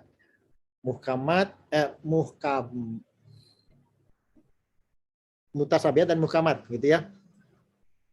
Ada yang bisa kita baca dengan jelas dan ada yang tidak bisa kita baca dengan jelas. Gitu kan pengertian selama ini. Padahal kalau kita lihat Quran semua bisa dibaca dengan jelas. Apanya nggak jelas dari Al-Quran gitu. Hanya belum kita temukan maknanya, pemahamannya yang belum. Nah, karena pemahamannya belum inilah gampang untuk teman-teman di PEKI itu sedikit melambung imajinasinya gitu. Nah, sebetulnya ketika kita melambungkan imajinasi di PEKI harusnya menggunakan ilmu sampingan, tendangan sampingnya harus dimainkan. Jadi terserahlah pakai ilmu dasarnya apa. Seperti hari ini, ketika kita bicara Al-Quran, saya menggunakan ilmu dasar saya, tendangan samping saya di kedokteran. Ini misalnya, gitu kira-kira. Kalau Kang Yodi di mana, pakailah tendangan sampingnya. Tapi jangan pakai tendangan samping, senjata sampingan itu yang kita tidak kuasai. Itu sebabnya kalau saya sih melihat orang-orang PEKI itu cenderung ke arah sufistik gitu ya, atau apalah namanya. Tapi kadang-kadang keluar dari pola pikir. Jadi yang ada tuh cocokologi murni nantinya. Agak sukar menerimanya. Nah kalau boleh sih sama teman-teman, sahabat sekalian, jangan terlalu bermain itu karena mana ya, rada-rada nggak bener gitu musik saya mah. Seperti contoh begini aja. Saya kasih gambaran begini aja. Punten ya Kang Yodi, saya pakai Kang Yodi sebagai contohnya ini karena nggak balat lah dengan Kang Yodi banyak.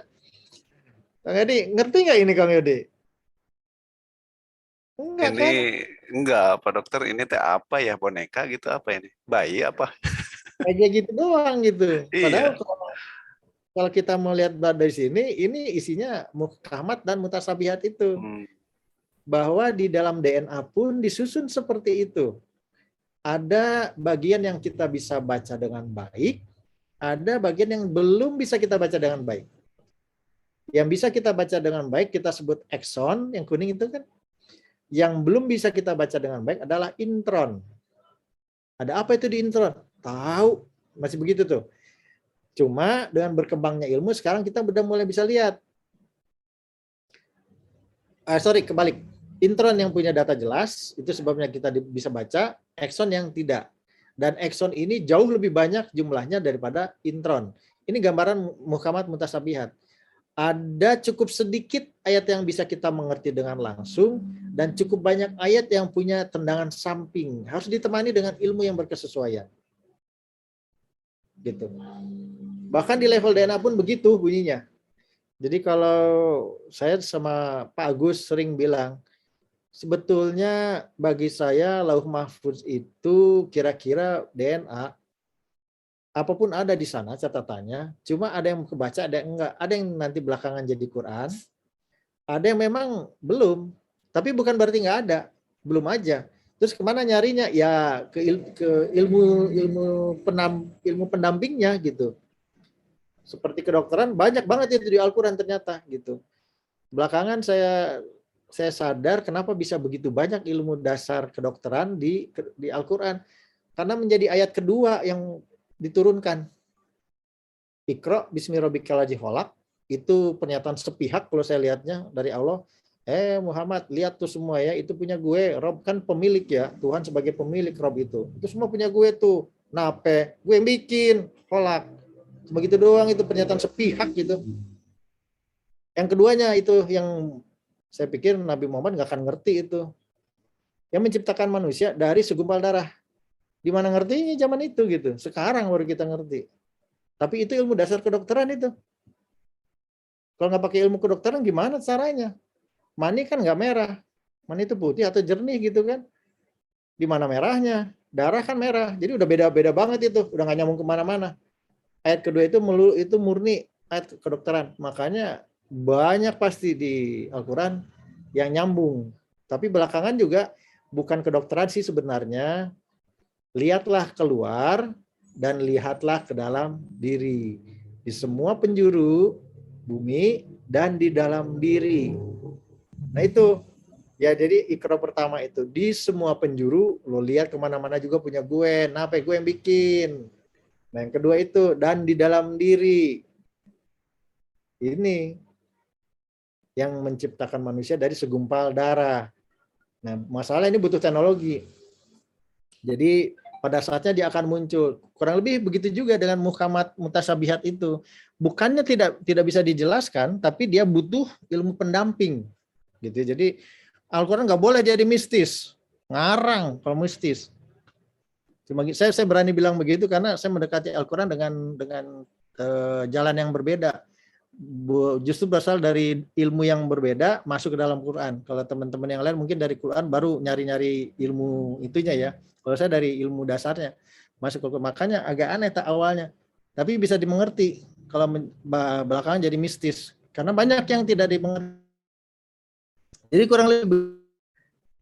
Dan gen ini kalau diukur kira-kira panjangnya dalam satu sel bumi bulan pulang pergi. Bisa dikompres sejauh itu, 300 berapa tuh, berapa ribu kilometer itu.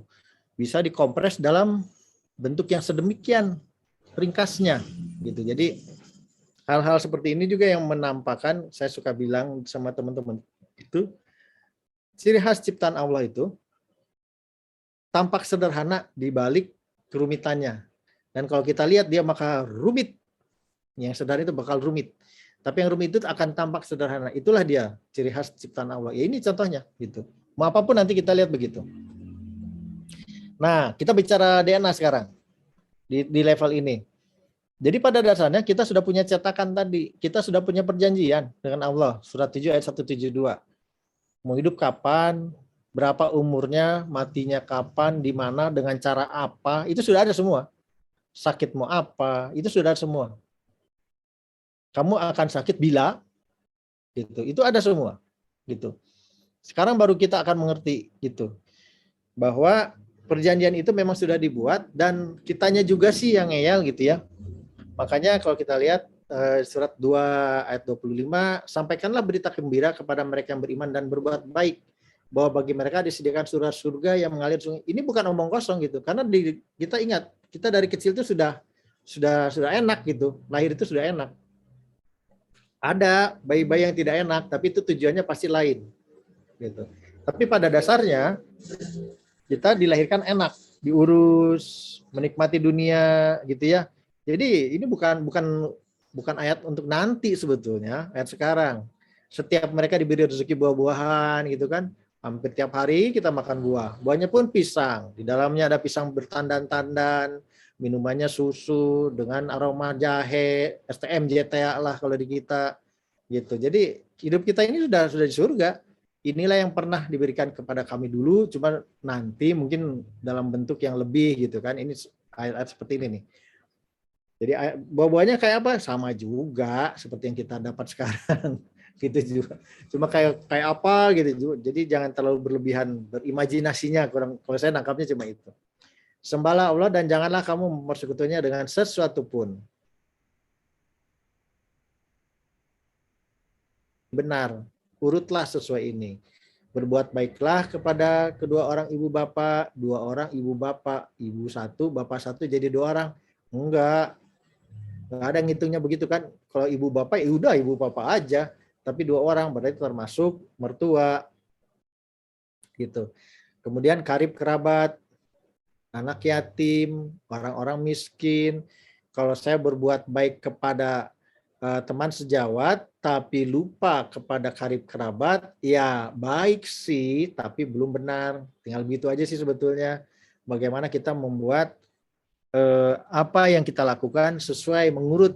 Seperti kalau kita mau berbuat baik, ya urutannya seperti ini gitu. Cuma kan kadang Dod nyumbang yuk untuk anak yatim, yuk lupa karib kerabat, lupa orang tua, ya cilaka. Udah tahu pun ayatnya, makanya bilang rasanya lebih baik nggak kenal Quran deh kalau lihat begini. Kan udah tahu ayatnya, tapi ya dilanggar deh gitu. Itu aja masalahnya. Parah ini, sebetulnya parah gitu. Kemudian kalau kita bicara ini namanya onkogen, kanker gitu ya. Tapi ini bukan berarti khusus kanker, tidak. Semua penyakit sebetulnya sama, hanya menjelaskannya lebih mudah karena kesannya lebih ekstrim gitu aja. Cuma jangan jadi prototipe di kepala kita ya. Ini berlaku umum sebetulnya. Ya orang-orang yang tidak beriman kepada kehidupan akhirat, mempunyai sifat yang buruk, dan bla bla bla gitu ya. Mereka tidak memelihara hubungan kerabat terhadap orang-orang mukmin dan tidak pula mengindahkan. Ini lawan dari apa yang kita katakan tadi. Ketika itu terjadi, maka ada yang namanya mutasi. Mutasi itu perubahan. Pada saat itulah gen-gen itu berubah. Kira-kira gitu sederhananya. Karena yang paling gampang menggambarkannya di kanker. Karena kanker kita tahu persis mutasi. Walaupun sebetulnya semua penyakit itu akibat begitu. Jadi kita tahu nih ada bakteri yang bisa bikin sakit. Nah kok kita terima? Kenapa kita keterima? Karena dalam sistem kekebalan tubuh kita ada yang kita yang kita rusak. Sehingga kekebalan tubuhnya tidak bergerak dengan baik, tidak berproses dengan baik. Kenapa? Karena ada yang memang kita hambat. Proses penghambatan ini secara gampangnya disebut sebagai mutasi. Jadi ada sengaja memang kita melakukan sesuatu sehingga menghambat proses dengan baik gitu. Ini paling enak menerangkannya di sini. Karena kalau kita menghambat, ada yang namanya poin mutasi di A itu kalau kita lihat, atau jadi satu sel tertentu kita mutasikan, kita rubah bentuknya. Atau kita amplifikasi, kita tambah ayat gitu. Karena ayatnya cukup hiji, dilempengkan jadi 100 gitu, diamplifikasi. Itu juga masalah. Atau ditranslokasi, ditukar-tukar. 2 ayat hiji jadi 2 ayat 2, 2 ayat 2 jadi 2 ayat 3, 2 ayat 3 jadi 2 ayat hiji gitu ditranslokasikan. Itu jadi masalah gitu. Atau di-arrange lagi, diatur ulang. Dibuat satu sistem surat baru, komo-komo gitu. Atau diinsersikan. Jadi ada sesuatu yang kita anggap masalah, kita masukkan ke dalam itu. Siapa tahu nggak ketahuan gitu. Ada 5 teknik untuk sakit. Itu kira-kira. Sehingga kalau kita lihat ke ayatnya 1695, dan janganlah kamu tukar perjanjianmu dengan Allah dengan harga yang sedikit. Sesungguhnya apa yang di sisi Allah itulah yang lebih baik bagimu jika kamu mengetahui. Kita tukar-tukar begini karena kita melakukan ini karena kita pengennya gitu ya. Akunya, sayanya, saya ingin enak, saya ingin nyaman. Nah ini ayatnya 1695. Udah jangan begitu gitu. Sabar dikit, kenapa? Gitu ya, karena yang sebetulnya dari Allah itulah yang lebih baik. Kenapa begitu? Karena 290 tuh. Alangkah buruk hasil perbuatan mereka yang menjual diri. Ini lihat aja di situ. Semua berlaku tuh. Menjual dirinya sendiri dan kekafiran apa yang telah diturunkan Allah karena dengki, karena nggak suka kan bahwa Allah menurunkan karunia kepada siapa yang dikehendakinya di antara hamba-hambanya. Karena itu mereka mendapat murka, ya sakit lah atau apalah nantinya. Untuk orang yang kafir, siksaan yang menghinakan. Amat buruklah perumpamaan orang-orang yang mendustakan ayat-ayat kami. Dan kepada diri mereka sendiri zalim. Jadi sakit-sakit sendiri aja nantinya. Orang yang merusak janji Allah setelah diikrarkan dengan teguh dan memutuskan apa yang Allah perintahkan supaya dihubungkan dan mengadakan kerusakan di muka bumi. Dikelihatan kan? Al-Quran dengan apa yang terjadi dalam tubuh kita sebetulnya keneh-keneh, entah-entah keneh gitu.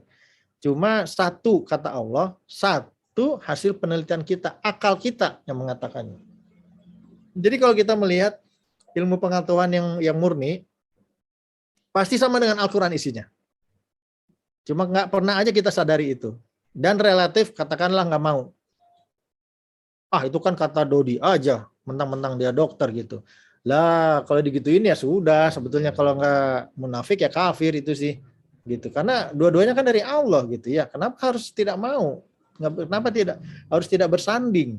Dia harus bersanding dengan baik.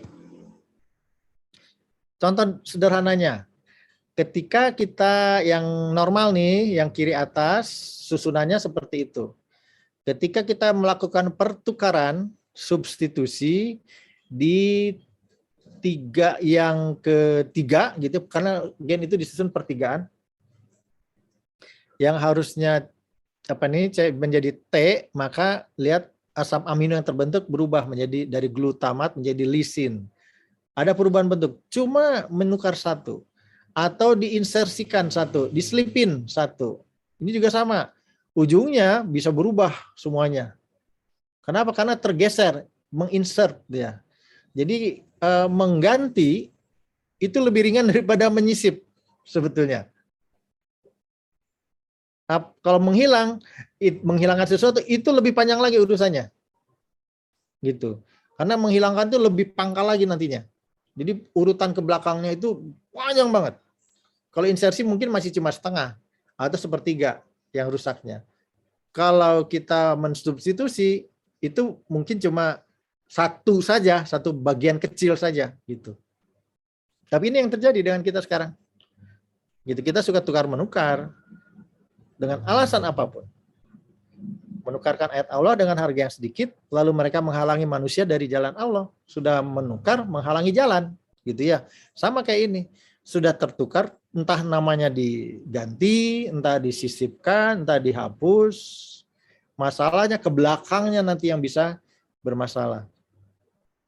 Lalu mereka menghalangi manusia dari jalan Allah, ya buruk kejadiannya, gitu. Ini bahasa lainnya lagi. Jadi kalau kita mau lihat neraka nanti, kita bisa juga lihat-lihat neraka sekarang gitu. Ketika kita mempermasalahkan gen kita mutasi satu, atau kita duplikasi, atau kita regulasi, kita atur ulang. Kita atur ulang itu tadi mungkin ditambahkan, mungkin dikurangi, mungkin diselipin gitu ya. Kira-kira gitu. Jadi kalau pengen tahu neraka nanti ya sekarang aja. Maka masukilah pintu-pintu neraka jahanam. Kamu kekal di dalamnya kok. Sudah mas sakit di dunia, sakit lagi nanti di akhirat. Makanya kekal itu, maka amatlah buruk. Ya buruk lah gitu ya. Nah problemnya yang bisa melakukan ini siapa nih? Coba Kang Yudi. Diri sendiri ya, Pak Dokter. Orang-orang pintar. Maksudnya Yang menguasai, ya, yang menguasai ilmunya kan? Kan tahu. Al-Baqarah 1, 2, 3 sampai sekian, orang potong lah. Karena dia menguasai.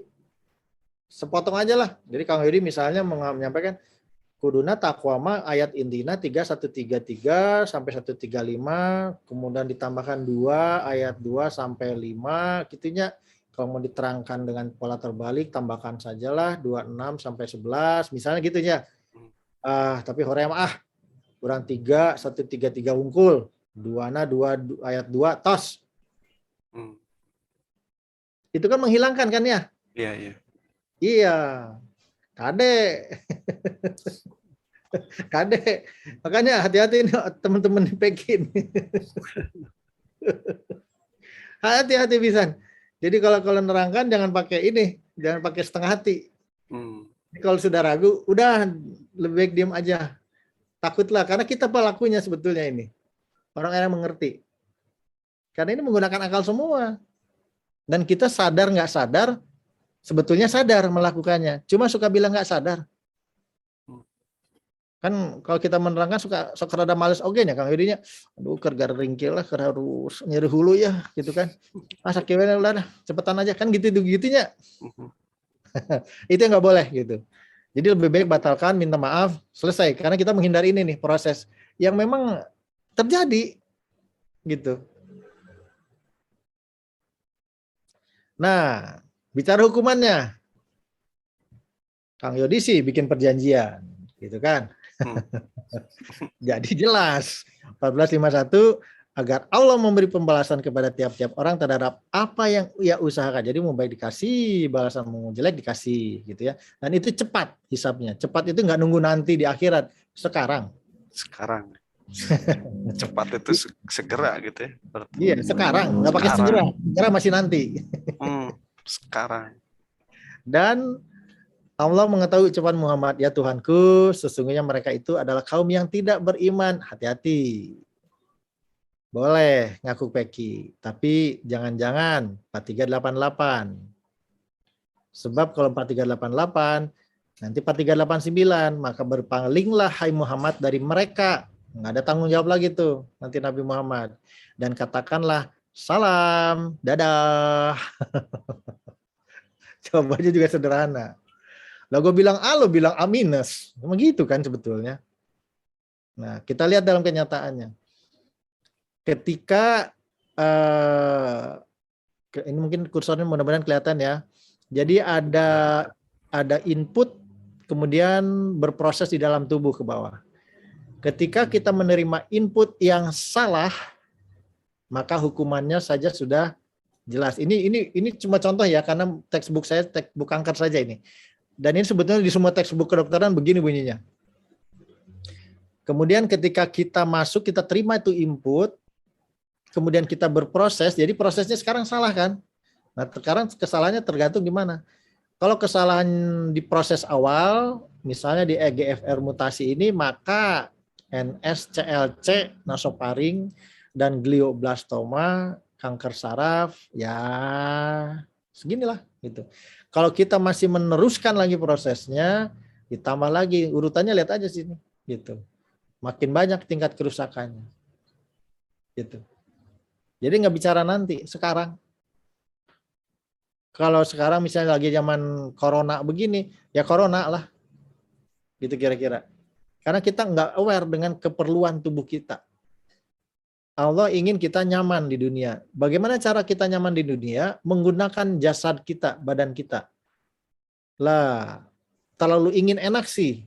Ingat, yang enak itu hanya dirasakan oleh jasad. Sementara kalau jiwa kita yang ada nyaman. Beda urusan sebetulnya. Cuma kita selalu mengatakan enak itu nyaman, padahal enggak juga. Jadi gitunya. Nah, apalagi kalau dihadirkan ini. Bangga. Mau di mana? Kang Yudi, ayat berapa yang dilanggar Kang Yudi hari ini? Cuma gitu tuh nanyanya tuh.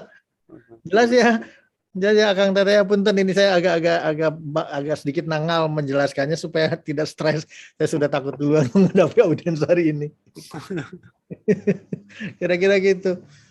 Mau di mana nih? Ayo ayat berapa Kang Yudi sebutin. Cuma gitu tuh kira-kira Allah ngomongnya. Ayo Dodi, ayat mana kamu yang sehari ini kamu langgar? Untuk kita yang peki itu jelas banget gitu. Jadi lebih enak yang nggak peki sebetulnya. Nggak tahu ayat apa, nggak tahu. Kamu mah potok ngaring-ngaringan unggul. Kan mun deuyeuh kan sudah dikasih tahu. Nah itu baru berlaku berulang itu, gitu ya. Tapi kalau kita mah catatan geus berat. Kamu udah dikasih tahu, udah tahu masih juga dilanggar. Itu problemnya. Gitu. Sehingga kita harus melihat secara keseluruhan bahwa pentingnya Al-Quran itu sebagai peringatan, gitu ya.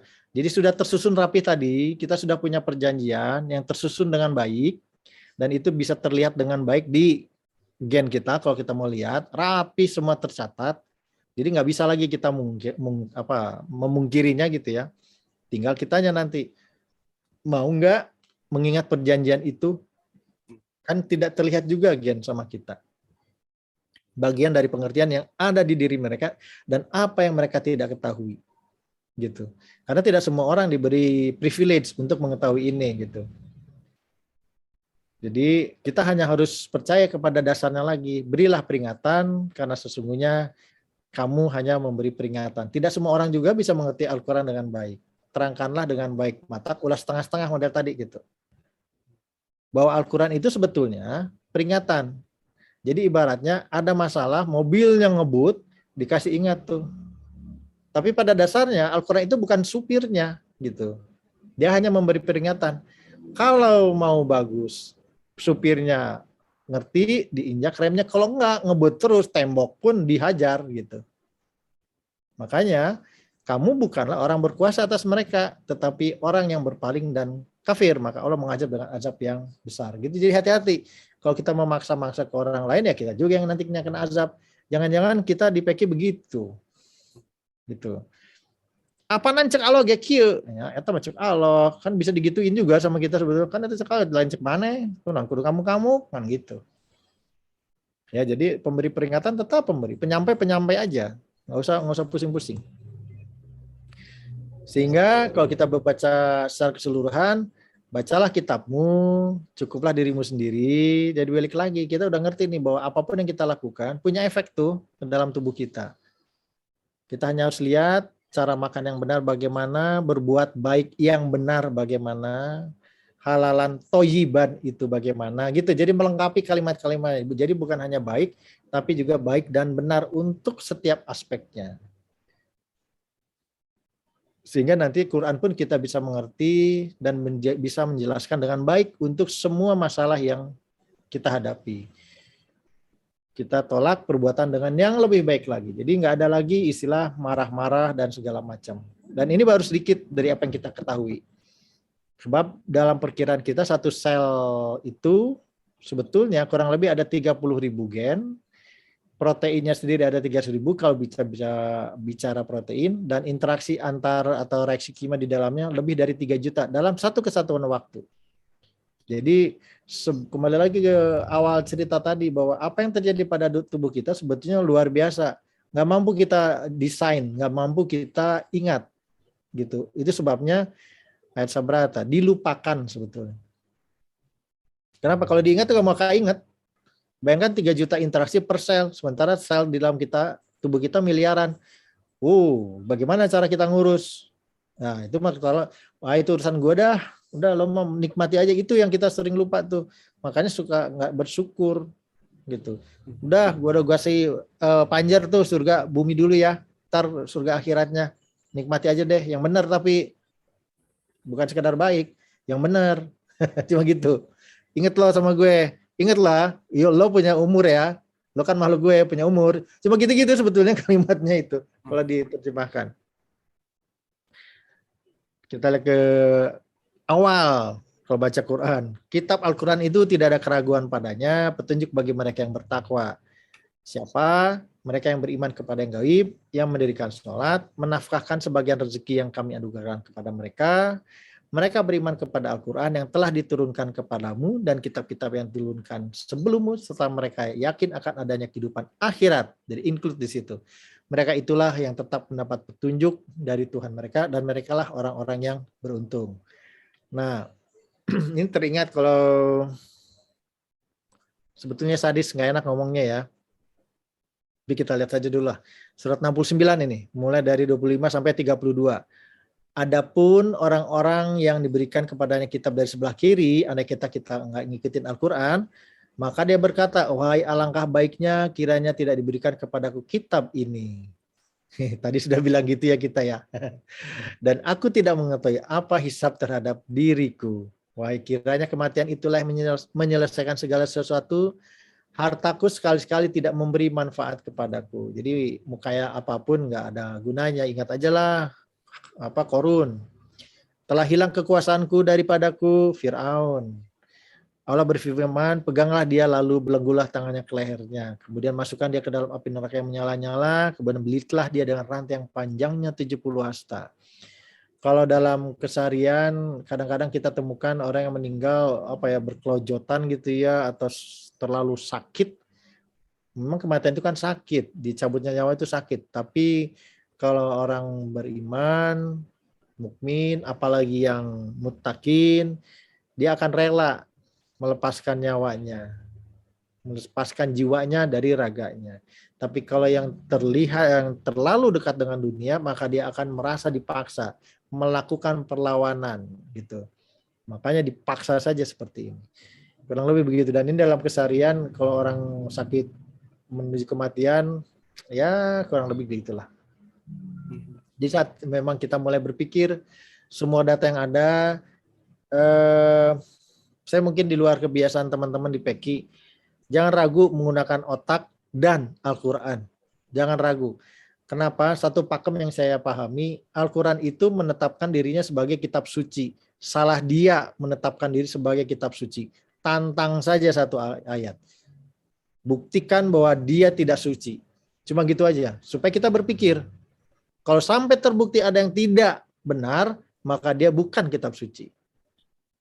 Itu aja. Salahnya sendiri menetapkan dia sebagai kitab suci. Gitu. Jadi dengan cara seperti itulah saya mendekati Al-Quran, dan pada kenyataannya jadi bengong-bengong sendiri gitu. Ini apa salahnya nih kitab ini ya?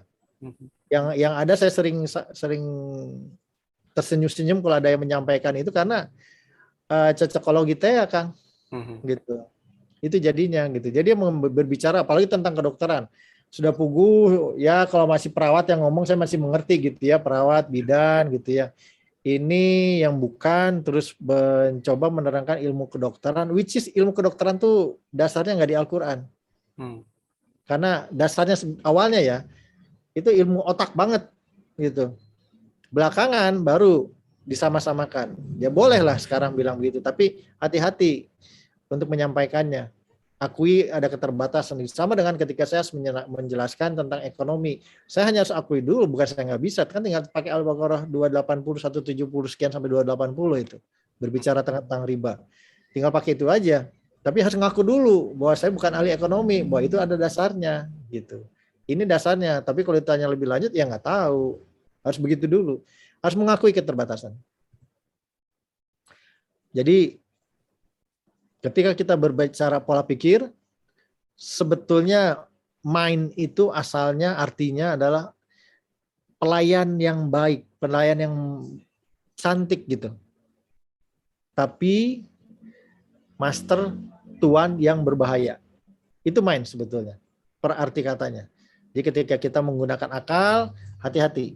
Di satu sisi dia menjadi pelayan yang baik, di sisi lain dia menjadi tuan yang berbahaya.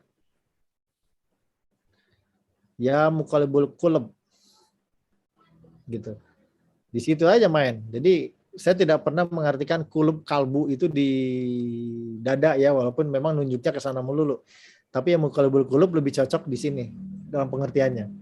Yang membulak-balikan data, yang membulak-balikan baik dan buruk. Baik dan buruk itu bukan di hati. Di hati itu kalau kita sudah menetapkan diri. Tapi prosesnya, bulak-baliknya itu ada di otak. Di otak ya. Ya, dan itu semua harus dibuat balance, mampu kita kontrol dengan baik, sehingga mind, body, soul, spirit, itu yang membentuk diri kita dengan baik. Dan itu seharusnya semua bersifat Qur'ani, gitu. Sehingga apapun yang kita lakukan, apapun mind kita yang perintahkan, semuanya bersejalan dengan Al-Quran, gitu. Mau masalah apapun, semua jalan. Gitu. Kita tadi sudah bicara tentang kekebalan tubuh, ujung-ujungnya tentang inflamatori, gitu. Nggak masalah, kita panas demam sebentar. Kan 3, 1, 3, 4 ya. Ketika melakukan kesalahan, dia akan cepat meminta ampun. Orang takwa begitu kan? Orang takwa itu bukan orang yang bebas dosa. Orang takwa itu pasti ada dosanya. Cuma ketika dia melakukan kesalahan, dia cepat ingat. Gitu. Sembuhnya. Koreksi diri. Gitu kira-kira. Jadi mau sakit dimanapun, sebetulnya intinya sama. Agak sulit bagi saya menjelaskan. Jadi cara makan yang benar gimana? Ada sih ceritanya, cerita Nabi Musa gitu ya. Tentang apa lagi? Banyak kok cerita-cerita itu. Tapi kalau dibuat detail begitu, ya itu tadi saya hanya mengatakan itu sama dengan saya harus mengajar kedokteran. Nah, secara garis besarnya saja dulu. Jadi ketika kita buat kebaikan, ingat bukan hanya baik tapi ada benar karena perlu pertimbangan. Baik bukanlah sebuah kebaikan bila dia tidak benar. Kurang lebih begitu.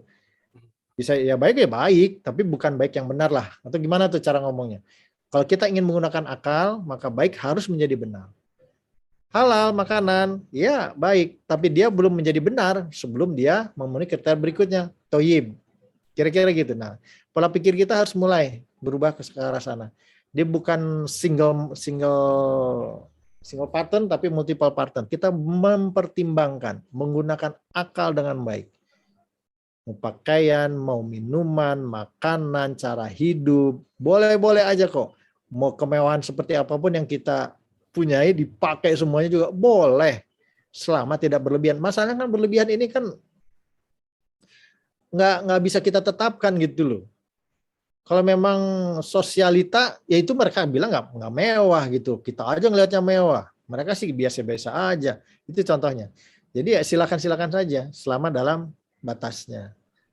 Karena menenangkan pikiran juga perlu bagian dari ini semua, gitu ya. Dan semua masalah juga. Depresi itu mengganggu fungsi otak terganggu, hormon terganggu, nanti organ-organ terganggu. Itu bicara depresi.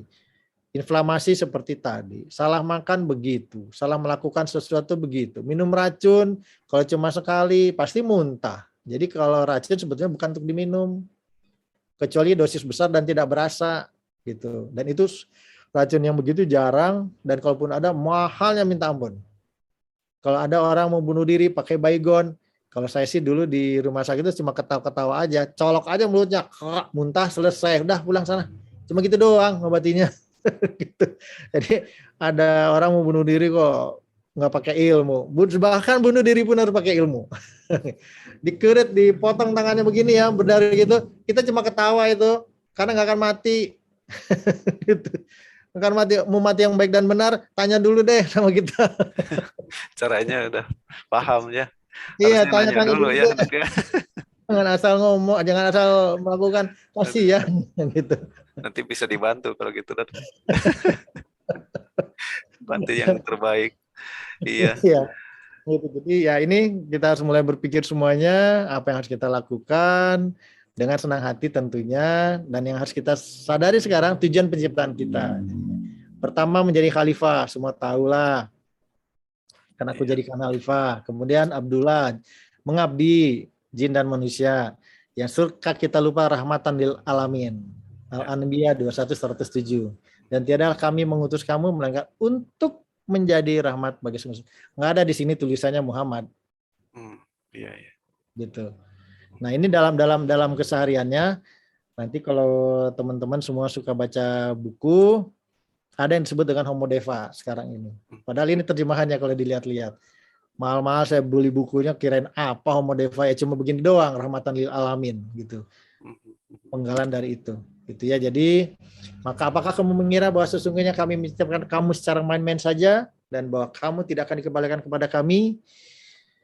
Allah yang menciptakan 7 langit dan seperti itu pula bumi. Perintah Allah berlaku padanya agar kamu mengetahui bahwasanya Allah Maha Kuasa atas segala sesuatu. Sebetulnya cuma ini aja. Dan sesungguhnya Allah ilmunya benar-benar meliputi segala sesuatu. Demikian yang saya sampaikan, Kang Yodi. Mangga. Waalaikumsalam. Waalaikumsalam warahmatullahi wabarakatuh. Baik. Alhamdulillah Pak Dokter Hatur Nuhun.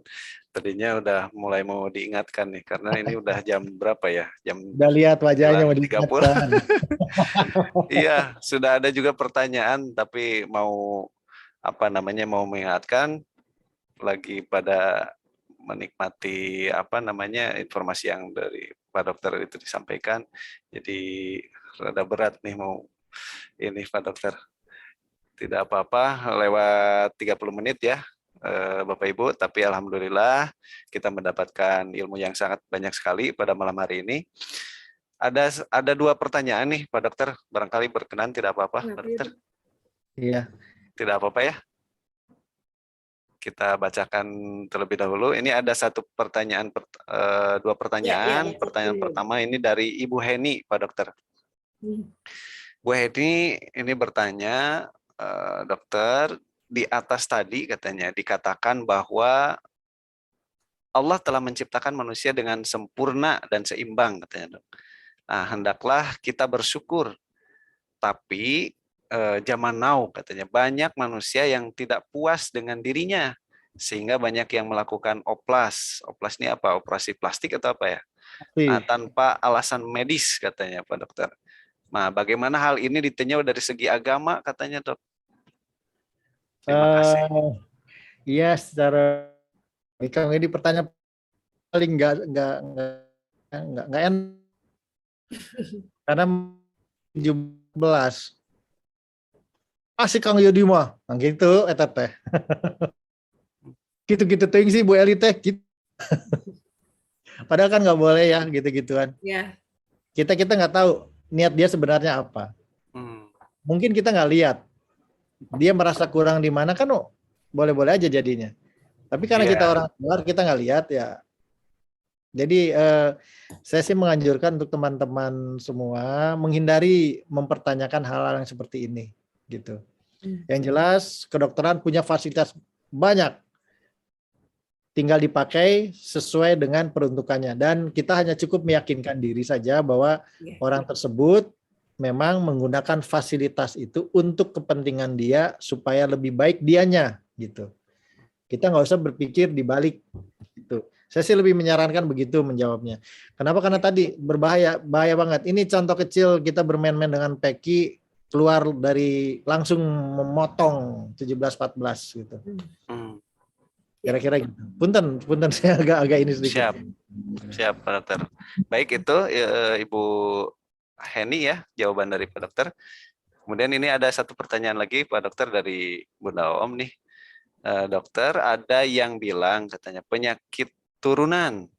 Apa maksudnya katanya Pak Dokter tuh? Ada penyakit turunan. Kan tadi udah dibilang. 7172 itu kan 173-nya ya. Ibu bapak gue juga begitu.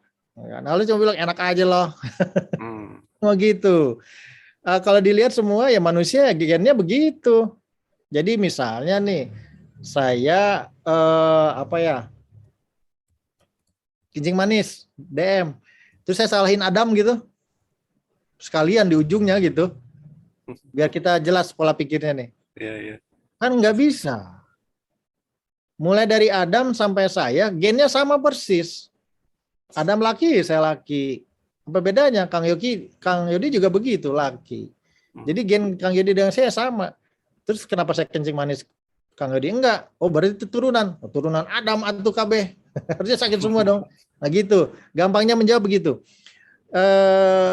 Bahayanya dari mengatakan penyakit turunan itu sebetulnya ya, ini pengalaman dengan pasien. Oh kalau begitu dok ini turunan ibu saya, nenek saya ya. Iya mereka ada yang sakit ini. Pertanyaan saya tidak menunggu mereka menyelesaikan jawaban. Ibu yakin, ibu berani menyalahkan ibu atau nenek ibu? Yakin berani menyalahkan mereka? Bahwa mereka melakukan sebuah kesalahan dan sakitnya di saya gitu. Ada yang berani mengatakan begitu? Enggak ada. Satu-satunya agama keterangan itu ada di Kristen mungkin. Dosa turunan itu pun dihapus oleh Nabi Isa, kan gitu ya pernyataannya. Jadi jangan lagi menggunakan itu, karena tadi mutasi itu terjadi memang karena ada masalah di diri kita. Problemnya ada yang dengan sedikit saja bisa jadi, Ada yang memang harus berkali-kali melakukan masalah gitu ya. Ya. Gitu. Cuma itu aja bedanya. Jadi yang sedikit ini sering dikatakan oh dia turunan. Padahal kalau dilihat ya ibu-ibu di sini semua gennya sama gitu. Terus kenapa yang satu sakit yang satu enggak? Oh karena ibu saya, gara-gara hulu ada ibunya sendiri yang melahirkan dia dan segala macam mengurus, disalah-salahin lagi. Jangan pakai itu. Ya. Termasuk ini mungkinnya Pak Dokter, mohon maaf, ada salah satu penyakit, contoh misalkan kalau disebutkan diabetes, katanya itu faktor turunan katanya. Itu gimana tuh Pak Dokter? Ya gini aja lah, saya diabetes nih. Yang saya tahu nenek saya, kakek saya dari ibu diabetes. Jadi saya harusnya menyalahkan mereka nih pakai konsep begitu ya. Oh, salah mereka nih. Tapi bapak saya enggak diabetes, ibu saya yang dapat. Oh, berarti ibu dengan nenek saya nih dari ibu nih yang masalah besar nih. Harus gitu enggak? Harusnya enggak mungkin ya. Ya iya gitu. Bahwa saya lebih mungkin dapat diabetes. Apa? Logikanya begini.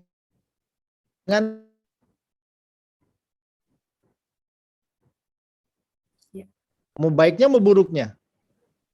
Ya enggak? Ya. Selama saya tidak berpikir yang buruknya pun, bukan buruk kali, nggak ada lah ibu yang mendidik anaknya buruk ya. Ya udahlah pakai buruk aja lah pun, tapi jangan bukan mengatakan ini sebagai supaya lebih enak berpikirnya. Terus kita ikuti tanpa berpikir, terus salah siapa coba? Kita. Iya, gitu aja jawabannya. Sesederhana itu, gitu. Ya. Jadi jangan nyalain orang bahwa kita cenderung lebih mudah, iya karena kita dalam situasi itu dan kita harusnya tahu. Berpikirlah supaya tidak melakukan kebiasaan yang sama. 7173. Balik lagi ke intinya gitu. Baik, terima kasih Pak Dokter atas jawabannya. Baik, Bu Eli mungkin ada yang mau ditanyakan sebelum kita tutup pertemuan ini. Yang hatur nuhun pisan Dokter Odi. Baik. Nuhun atas ilmunya, nuhun pisan. Baik, kalau begitu Bapak Ibu, Pak Dokter, terima kasih untuk pertemuan kita pada malam hari ini, terutama Pak Dokter dan juga Bung Pet atas ilmu-ilmunya. Atau mungkin Pak Dokter ada sedikit penguatan nih dari materi yang telah disampaikan tadi, bahwa tubuh yang takwa itu intinya apa nih Pak Dokter yang harus kita lakukan? Tubuh yang takwa yang ketika bangun bukan hanya sekedar mengatakan alhamdulillah dalam kata, tapi juga dalam lakunya. Mengawali hari itu bukan dengan berencana, tapi dengan menikmati justru. Iya. Kalau berencana berarti kita mau sesuatu yang belum tentu kita mau, kita bisa, dan itu urusannya repot. Tapi kalau kita sudah alhamdulillah, terserah lo aja. Lo kan udah siapin tuh gue. Ya gue tinggal jalan aja. Cuma gitu aja sih. Itu baru bertakwa tuh. Dikasih kesulitan, ya iseng aja lo mah. Ya udah kita jalani. Cuma gitu doang. Bercakap-cakap dengan ringan saja. Bukan kita berarti cuek apa menyepelekan gitu ya. Menyepelekan, tapi mau enak alhamdulillah, mau enggak pun alhamdulillah. Iya. Baik, alhamdulillah, terima kasih Pak Dokter, terima kasih Bapak Ibu semuanya. Ya. Barangkali untuk pertemuan kita malam hari ini dicukupkan sekian saja ya Pak Dokter, Bu Eli, Bung Pet, Bapak Ibu semua. Terima kasih atas waktunya, terima kasih ilmunya. Semoga kita bisa bertemu lagi di kesempatan berikutnya seperti biasa di hari Senin. Itu saja yang bisa disampaikan oleh guru kita, Pak Dokter. Terima kasih. Bapak Ibu, mari kita tutup pertemuan ini dengan sama-sama mengucapkan hamdalah, alhamdulillahirabbil alamin, dan doa kifaratul majelis. Subhanakallahumma bihamdika asyhadu an la ilaha illa anta astaghfiruka wa atubu ilaik. Wassalamualaikum warahmatullahi wabarakatuh. Hatur nuhun Pak Dokter, Bapak Ibu. Hapunten Pak Kirana. Saya ser pisan. Nuhun Kang Dokter, saya pisan.